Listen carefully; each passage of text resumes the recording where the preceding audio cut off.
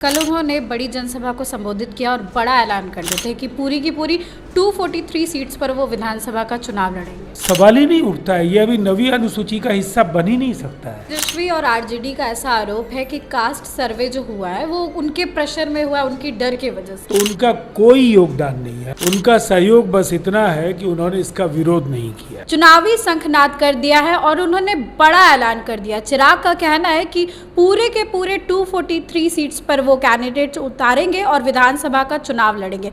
और ऐसे में एक और मुद्दा सामने आया। तेजस्वी सीएम नीतीश कुमार को एक लेटर लिखते हैं, लेकिन अभी तक उनका रिप्लाई नहीं मिलने पर तेजस्वी जो है सीएम पर सवाल उठाते हैं।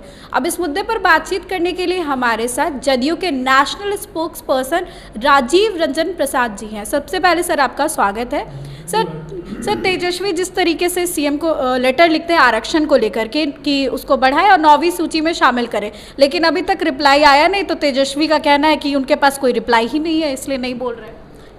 देखिए, अपने फैसलों से नीतीश कुमार जी जवाब देते रहे हैं।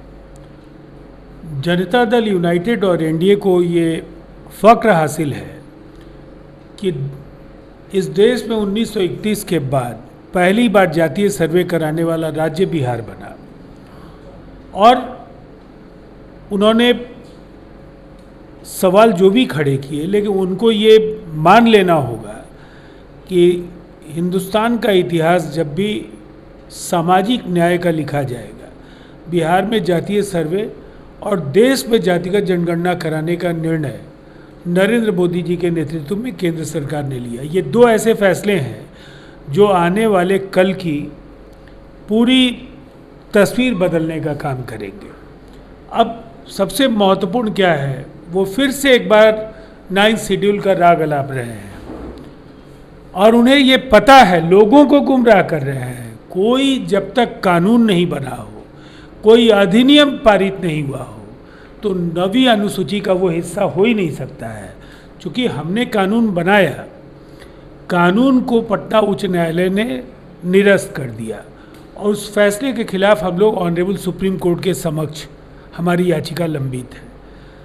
तो सवाल ही नहीं उठता है, ये अभी नवी अनुसूची का हिस्सा बन ही नहीं सकता है।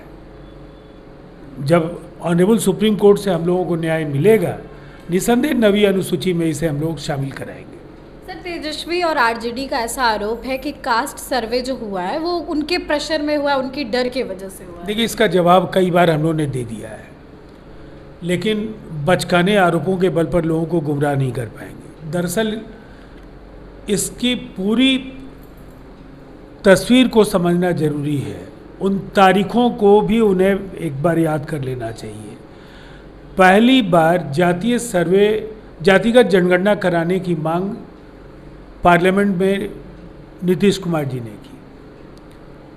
नीतीश कुमार जी के नेतृत्व में लगातार जातिगत जनगणना की मांग उनके सत्ता में आने के बाद बिहार में उठ रही थी और उन्होंने एनडीए के तत्कालीन सरकार के समय ही सैद्धांतिक तौर पर ये तय किया कि बिहार में देश में जातिगत जनगणना कराने के संबंध में हम एक प्रस्ताव लेंगे।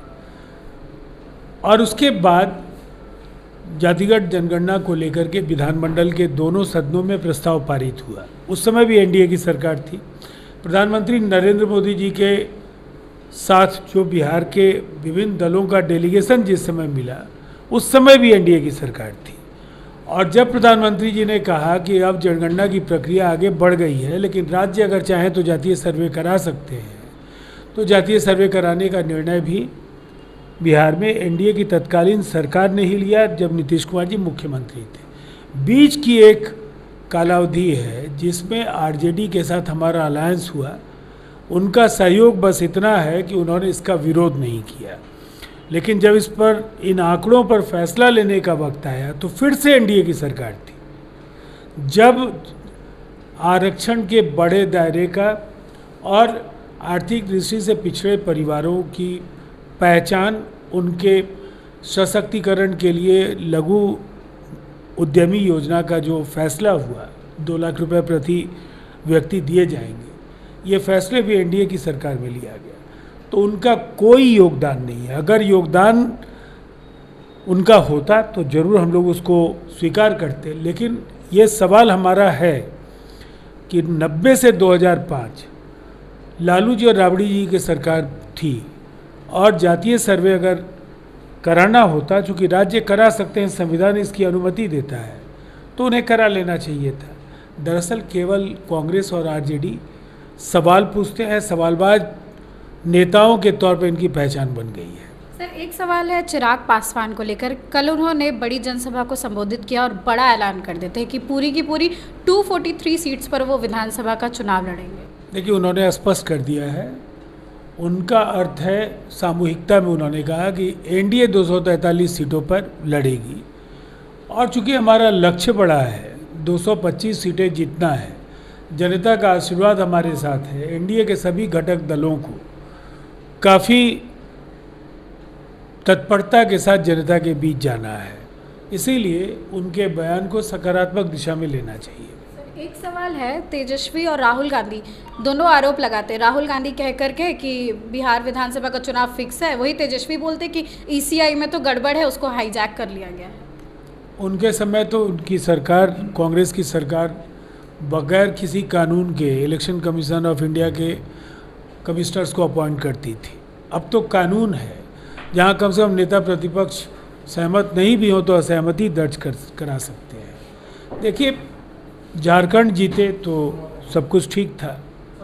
अगर आप कहीं चुनाव हारते हैं तो फिर ईसीआई में गड़बड़ी है, ईवीएम में गड़बड़ी है, ये राग अलापने के बजाय उन कारणों को ढूंढे कांग्रेस जिसकी वजह से ग्रैंड ओल्ड पार्टी, जो देश की आज़ादी, देश में आज़ादी की सौगात लेकर आई, आज वो पार्टी खत्म होने के कगार पर है। उन वजहों को जब वो ढूंढेंगे तो तब उन्हें ईवीएम और इलेक्शन कमीशन पर आरोप लगाने की ज़रूरत नहीं होगी।